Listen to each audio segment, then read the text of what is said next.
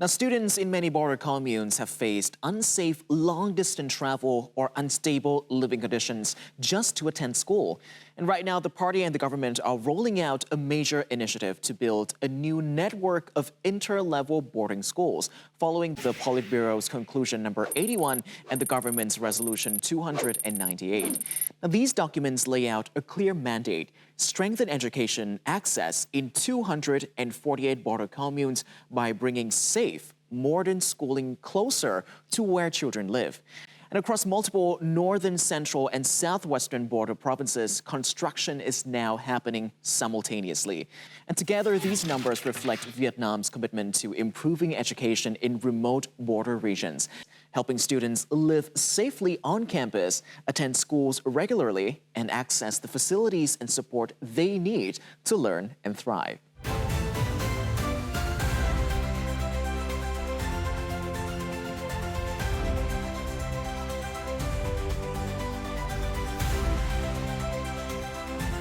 Con người là cái vốn quý nhất, vừa là mục tiêu, vừa là nguồn lực, vừa là động lực cho sự phát triển.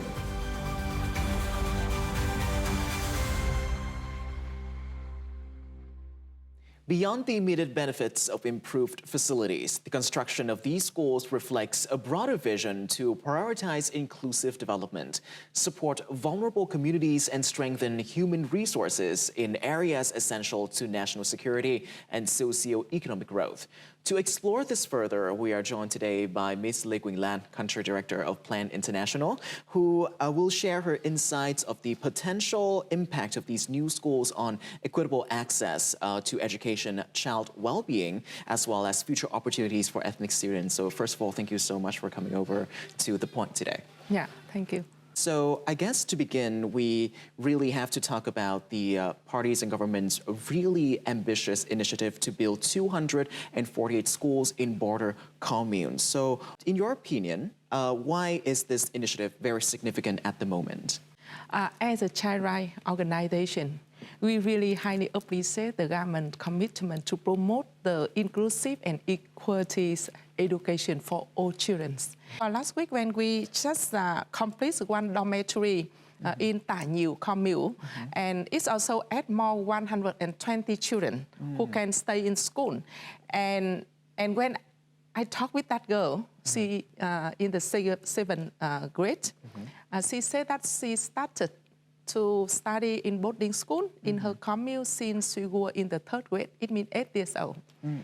Now, after 6 years studying in boarding school, and now the first time she can stay in very good facilities, living room. Right. So it's just one small area where Plan just invest for 100 children. But now I understand about 200,000 and 50,000 children. Happy face.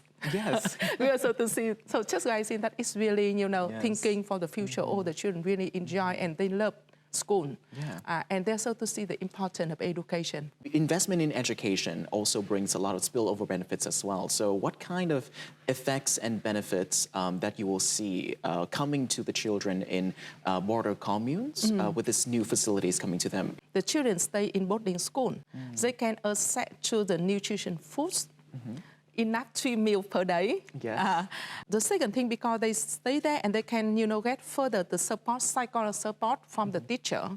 When the government invests on education, they will significantly change the perspective of the parent. When I mentioned about it's a break the circle of the poverty. If the children cannot complete school, it means that they cannot pursue the higher education or vocational training.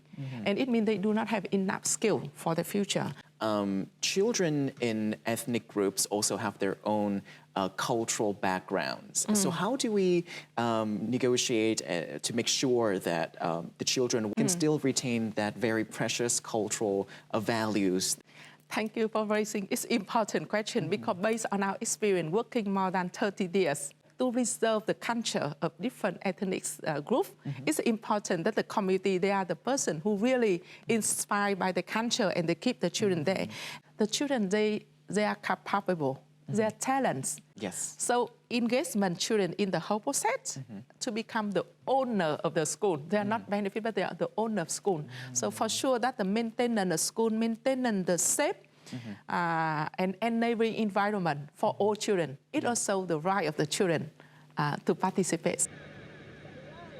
The Mington Interlevel Boarding School is one of the 5 boarding schools in Tuyên Quang Province that broke ground on November 9th. With a stable place to study and no longer having to walk dozens of kilometers each day, students will soon have access to a library and the National Standard Outdoor Sports Area. Khi công trình hoàn thành, chúng cháu sẽ biến ngôi trường thành ngôi nhà thứ 2. Cháu sẽ được làm quen với những bạn học mới, sẽ được tiếp thu những kiến thức của thầy cô mới. Hơn nữa là những mùa mưa bão thì chúng em sẽ không đi những đường lối suối, lối đèo, những khó khăn mà chúng em sẽ được học liên tiếp.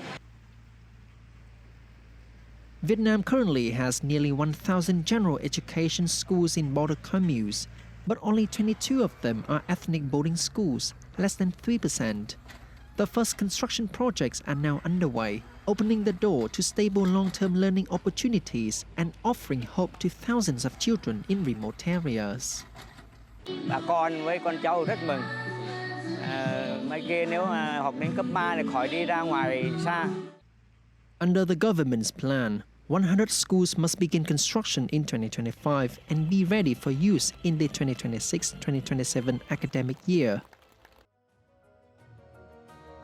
As construction sites come to life across the border regions, a new sense of hope is taking shape. For thousands of children in border communes, these schools are more than buildings of learning. They are promises of a safer childhood, stronger educational foundations, and a brighter, more open future.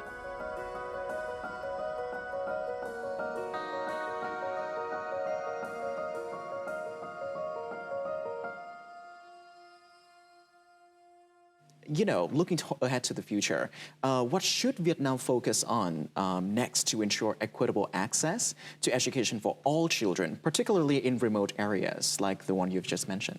We need to set the indicator to measure the change. We can measure the percentage of the school attendance. We can have measure the percentage of the community who can really to promote the culture and the percentage of parents participate in the educations of the children in school.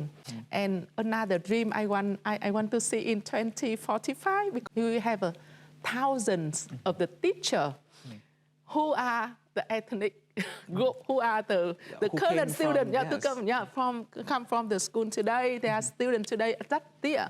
They become the teacher who come from different ethnics. It is such a hopeful future we can look forward to, and to be able to see, the faces of the children, 250,000 children very soon being able to receive this support and ensure that they have equitable access to education, but not only to education, but other spillover benefits as well is actually quite, an exciting thing to look forward to. Once again, thank you so much. And as Vietnam expands its network of interlevel boarding and semi-boarding schools, this effort reflects a wider commitment to reducing educational disparities, nurturing human potential, and strengthening communities along the border. And that brings us to the end of today's program. Thank you so much for watching, and see you next time.